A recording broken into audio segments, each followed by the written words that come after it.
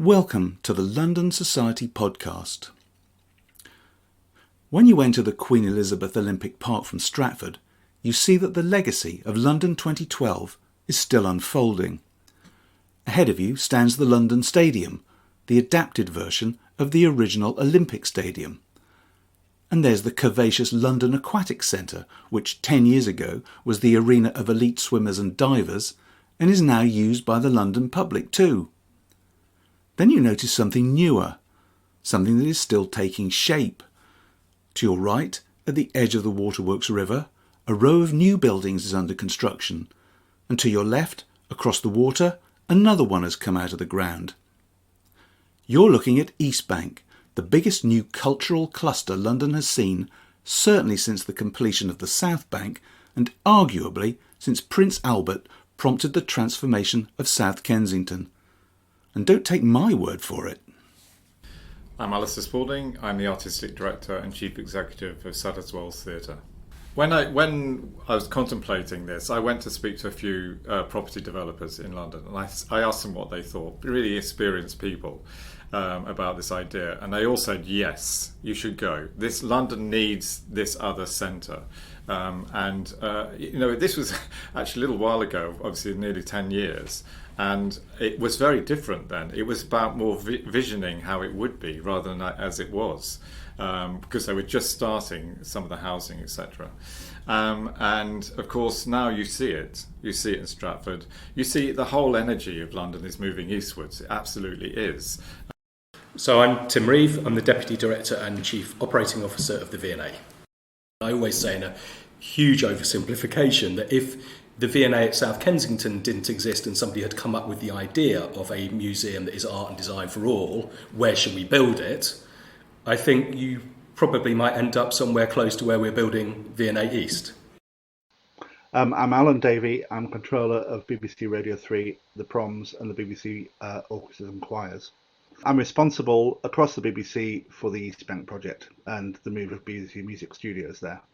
It's based in a community. It's going to interact with the community.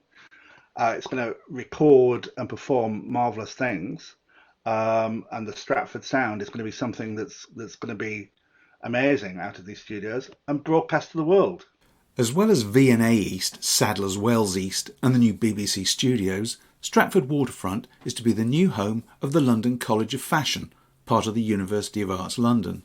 And completing the East Bank set is a new campus for University College London, spread over two sites, one on the other side of the Waterworks River, beside the Orbit Tower, the other to the south of the Aquatic Centre. Thinking about our origins as a university, we were in Bloomsbury. It was a fairly dodgy area at the time, and the whole idea was to be open to all. And the idea for UCL East was like, can we do something like that here, in a fabulous area that's up and coming and huge diversity of people? Can we be that university that's open to all? That was UCL Professor Kate Jones speaking to me at the park itself. I'm Dave Hill. I'm a trustee of the London Society and I run the website onlondon.co.uk. This podcast will tell the story of East Bank, which, like it or not, really got going because of Boris Johnson when he was Mayor of London.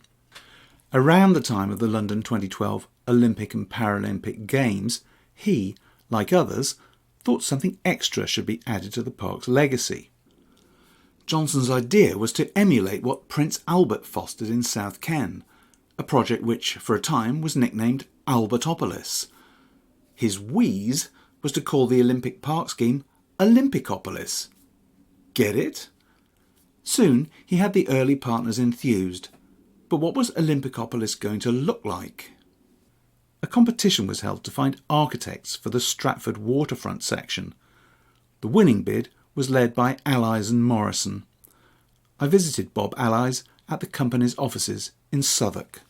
Interestingly, when the project was first put together, before the competition, there was an idea that all of the different uses might go into one great big building, a sort of Centre Pompidou building, a sort of single building.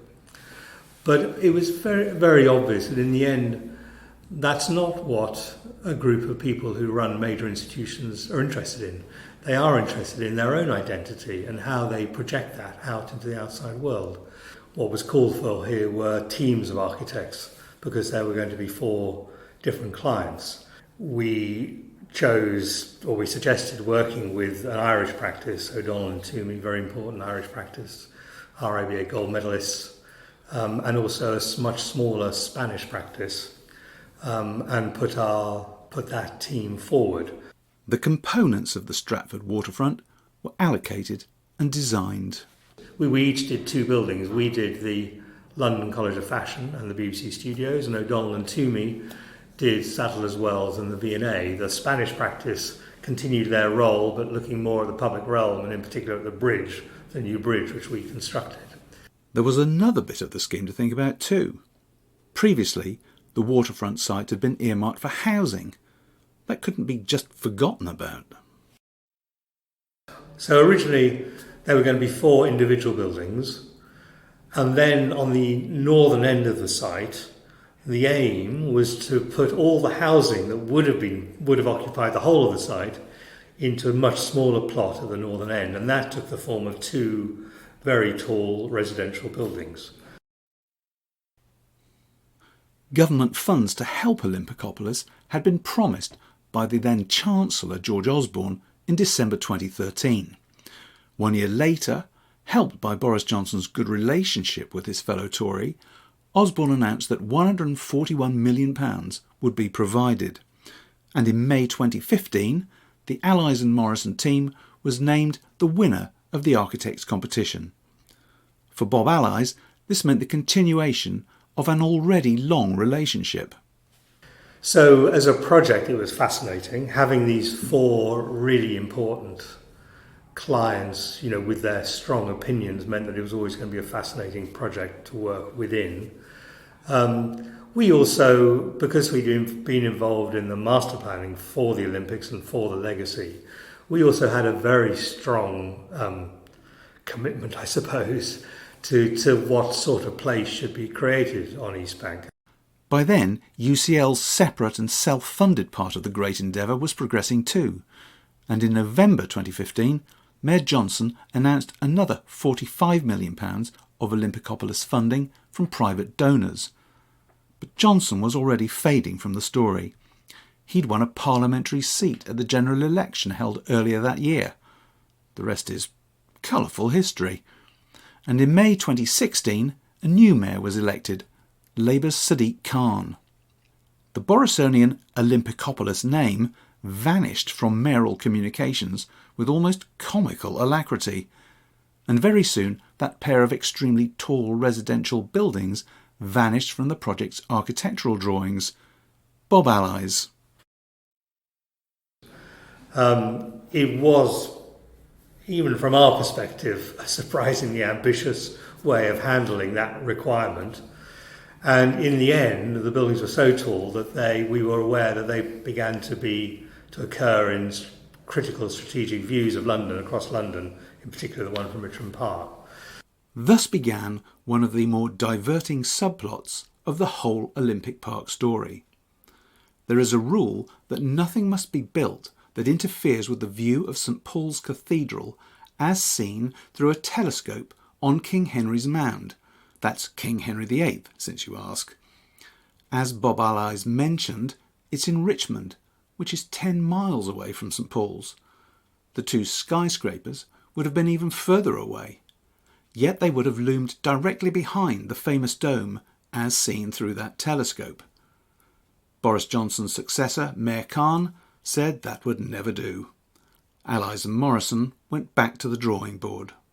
So what we then did was to fuse the cultural buildings much more closely together to generate more room for a residential piece at the northern end. I mean, I'm really keen on the fact that there is residential use there. I think one of the biggest dangers actually in introducing the cultural and academic uses into these sites is a kind of loss of the life and activity that residential uses bring. So I was always very keen that we could have both on our site. And what was interesting then is that we, as it worked out, in the end, 3 of the buildings were to the south of the new bridge we were building, and 1 building, the V&A, was to the north. So the V&A became a single building, as it were, almost on its own. They're all connected by a 2-level landscape, so they never quite pull apart, but the V&A on its own. And then the other 3 buildings effectively forming a terrace, a continuous terrace of buildings. And it probably began in a kind of pragmatic way, as a necessary way of using the site fully. But actually, in the end, I think it's probably one of the most interesting aspects of the project. Because since the 19th century, really, public buildings have increasingly been thought of as freestanding, independent buildings in space, with no attempt to use them to form places. And so actually building a terrace of cultural buildings, I think, is a really interesting aspect of the project now. As for the housing element, that was rethought so that 4 much shorter towers will eventually be built. But there were more problems to come with the scheme, now officially renamed East Bank. Brexit brought labour shortages, COVID meant delays, the cost of the project rose, and changes had to be made, but none of them too radical. Financial pressures always have an influence on the design of things, so there are lots of ways in which we have, in the end, to take decisions in response to cost and change things and adjust things, and so there's a history of those changes. But fundamentally, I think the scheme has survived in a very clear way, and I don't think any of the things which we've had to change would be things where people would look at and say, oh, that's a shame they had to do that, and there's nothing like that happening. But of course, you can't do a building project without all the time monitoring costs. And things like, it's a trivial thing, but the floor-to-ceiling heights in the London College of Fashion were originally intended to be a bit taller than they are now. Would have made even more beautiful studios. Environmentally, maybe would have been slightly better because taller spaces are easier to deal with. But in the end, you're weighing up these costs all the time, and they're the sort of decisions you have to take. Having said that, I think it's very interesting these days because public buildings they're not supposed to be lavish buildings either. You're trying to find the right balance, really, to make sure that you're leaving something which is really appreciated by people, by the people who are going to use the buildings, and yet you haven't been indulgent either in the way you've spent the money, because that doesn't seem right either anymore. And I think the buildings have all tried to find their own characteristics in that way, their own way of solving that. I think one other thing I would just like to add is really that it's easy to think about the East Bank as this group of 4 buildings, and in a way that is what it is. But what was really important as we worked on the project, and I'm saying now really almost beyond the competition stage, but when we were working with the LLDC on the design of the project, was actually the interface between the buildings and the landscape. And one thing that the LLDC were really, really committed to was the idea that of the extent to which, maybe one should say, one could overcome the feeling that these buildings were just separate from the public. They were institutions sitting there, they had a front door and you had to go through the front door to go and experience them. And to what extent, through the way the landscape is designed, we could make a setting for the buildings that was, in a sense, attractive in its own right, so people would want to be there, and in being there would find it much easier to be drawn into going into the buildings and using the buildings. So that landscape component, which of course has been fundamental to the Olympics from day one, really, is still a very important aspect of this project. The evolving legacy of London 2012 can be assessed in many ways.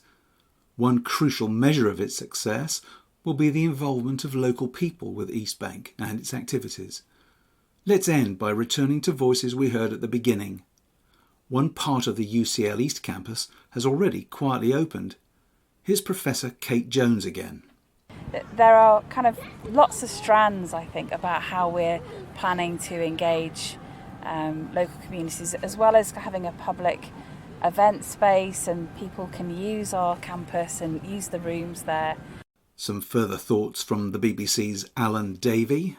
So, we won't just land there and open up this shiny new building and say, hurrah, here's the BBC. What we're doing is we're working with the community now. And that all has to kind of accumulate, and it's a long-term commitment. And that's what it has to be. And that's how you make change through culture, and that's how culture can make a difference. And looping back, that's what was behind the original Olympic bid, that it was about sport, it was also about culture, it was about giving people opportunities, it was about aspiration. As well as opening its new museum, the V&A will be relocating its huge reserve collection to the Innovation Hub here east, on a different part of the Olympic Park. It's a two-part expansion to the east. Here's Tim Reeve. We understand it is a challenge, that simply building something in a different geographic location is not enough. We've got to really connect with a new audience for the V&A, really try and understand it and get under the skin of it, and try and work out how we can create a positive impact for people who live and work in East London, who have kind of real talent and ambition, and to try and encourage them with the full sort of range of possibilities that can come from creativity. And finally, Alistair Spalding of Sadler's Wells. The big challenge going there is not getting the existing audience to go there. They will do, because the transport links are there, and a lot of our audiences live in Hackney on that sort of side of the park. The big challenge is to make sure that the people in the boroughs that is supposed to be serving actually come to the theatre. I think the spirit of the Olympics really lived on, and because it was very cleverly done, I think it was like giving a new breath to a part of London as the sporting event, which could then lead to all of the other elements that now exist. So that was really part of it. The Olympics were a big success. Let's keep going with that. You've been listening to the London Society podcast. Thank you for joining me. Goodbye.